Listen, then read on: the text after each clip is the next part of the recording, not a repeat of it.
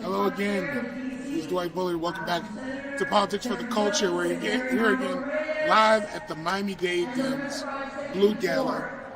We've had a number of great guests, but none greater than the chair of the Florida Democratic Party at this celebration of Democrats everywhere, right? Not to mention she's a Miami product, and we love that. Proud product of Miami Palmetto. That's right. As a Killian grad, I try not to hold the grudge, right? But no, we love you nonetheless. Thank you for being here, Chair Nikki Freed. Welcome to Politics for the Culture.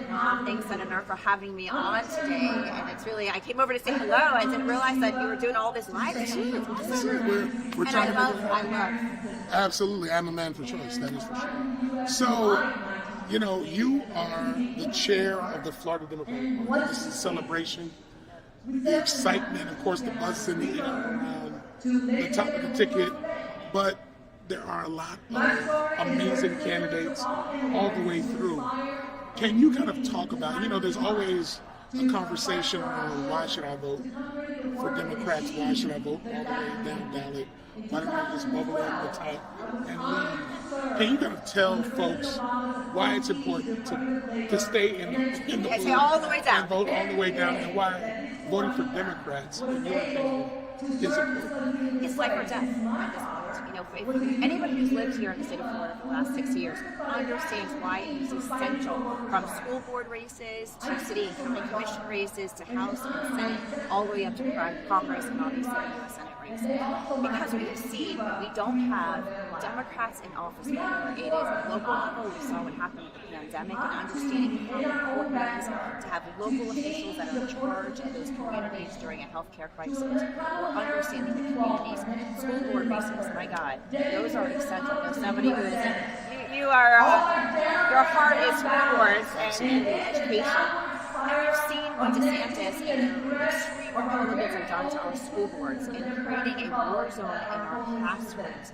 And so it's important to make sure that we take balance back onto our school boards and take politics out of it, which is why I'm also supporting no on Amendment 1, which would politicize our school board races. And then, of course, if we have in the House and the Senate, if we had better balance and had more Democrats everywhere in the chambers, we could fight back again. I still remember my first legislative session is when we had the reader, because we pulled a procedural maneuver to make sure that we had a seat at the table. That is what is important, is making sure that Democrats are at the table getting policies that impact people's everyday lives. You can't vote for Amendment 4 to re-enshrine abortion into our Constitution. You can't vote for Amendment 3 to finally end the war on cannabis, and then have Republicans in the legislature that dismantle the will of the people. This is why it's important. 1st and 10, 40-yard line. This is the critical moment. All right, here we go. He takes the snap. He's looking deep. Green and blue are open. Will he go green? Will he go blue? It's a Hail Mary to blue, and it's good!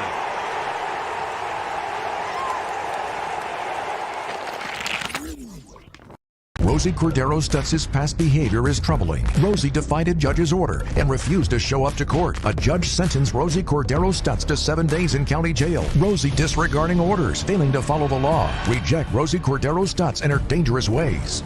Promoted 6 times by Democrats and Republicans, Chief James Reyes has earned bipartisan support to serve as our sheriff. I'm Chief James Reyes.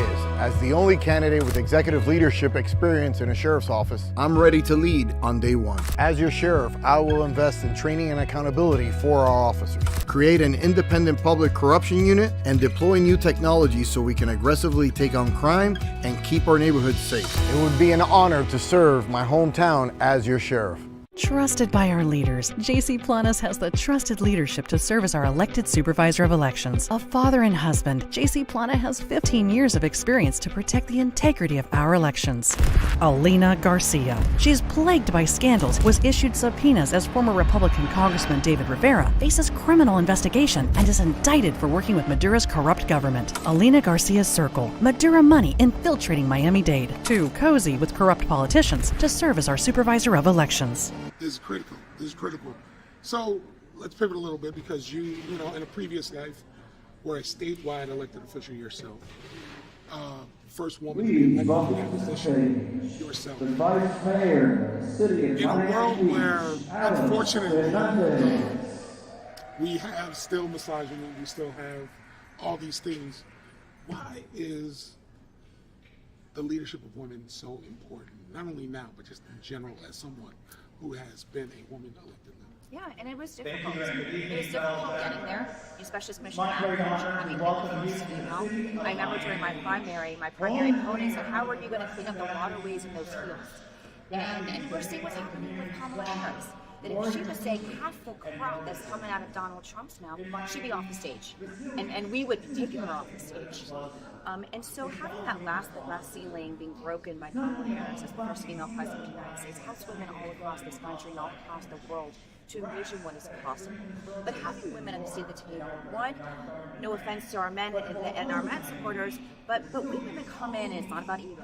It is about rolling up our sleeves, getting the job done, finding consensus, being able to bring people together to try to do policy initiatives in the best interest of the people that we represent. And we saw that even in the cabinet. I mean, for the first 6 months, there was a little bit of balance. You know, if you remember the first cabinet meeting we partnered with Road for, that would have never happened if I was not there, pushing those types of issues. And we saw that time and time again, having that female voice that's coming from a different lifestyle, like a different past, of knowing how I got there. I had to work harder. I had to, when I was an attorney, I show up to the office earlier and stay later in order to make sure that I was received with respect.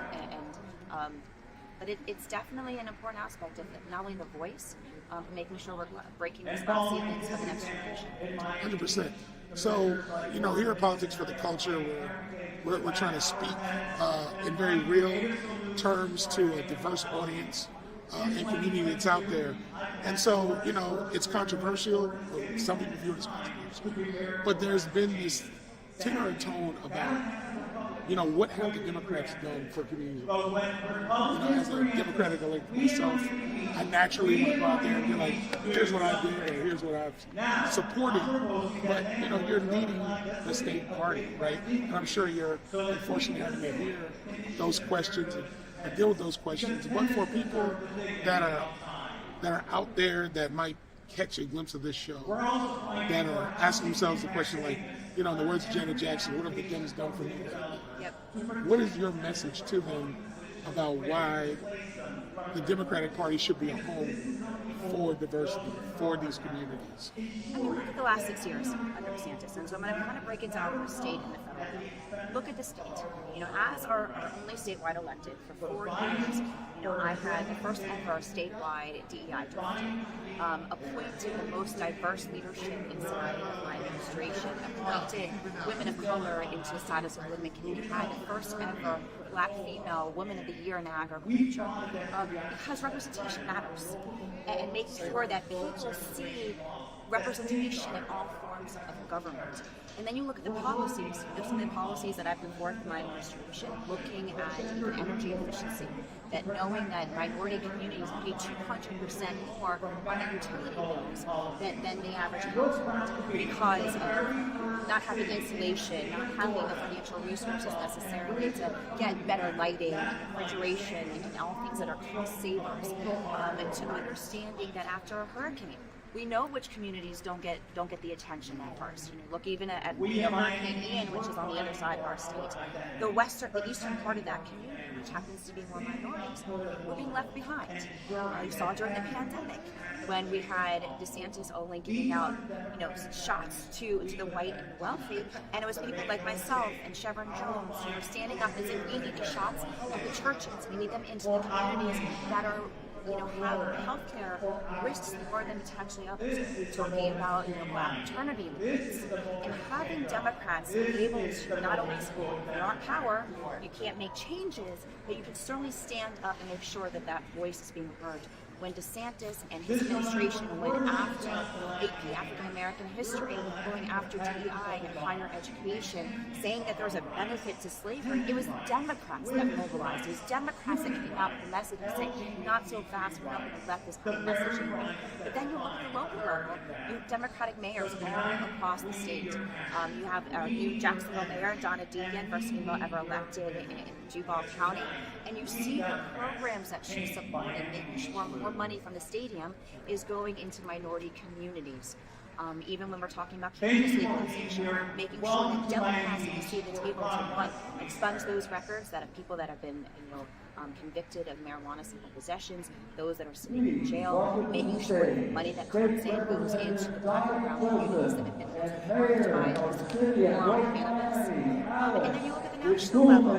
My God, what Joe Biden and Kamala Harris have been able to accomplish for the people of this country, it is amazing. The highest investments the HBCUs, putting money on the ground for infrastructure, for roads, which is jobs. All of these things, the Democrats look at how do we help people? How do we lift people up? The Republicans, unfortunately, this iteration of the Republican Party says, how can we keep people down? And that is the biggest differences between these parties right now. Well, you heard it from her mouth. I just wanted to let her deliver the message, and you delivered it well. Thank you again, Chair Nikki Fried, for being on Politics for the Culture, for going from Pensacola all the way down to Key West and trying to make sure that Democrats get elected. And thank you for doing the good work in the hard work. Oh, and thank you, because I know you are holding it down here and putting into sweat equity every single day, and it really is it's a puzzle piece. Is that everybody has to fit together. Everybody takes their parts in the political apparatus, and we all work symbiotically together, and that's how we're going to have successes, not only in this election, but really truly rebuild the Florida Democratic Party, that people feel proud to be a Democrat, that we are voting for more Democrats, and you're seeing that influence happening at the state and local levels. Thank you so much. Thanks for having me.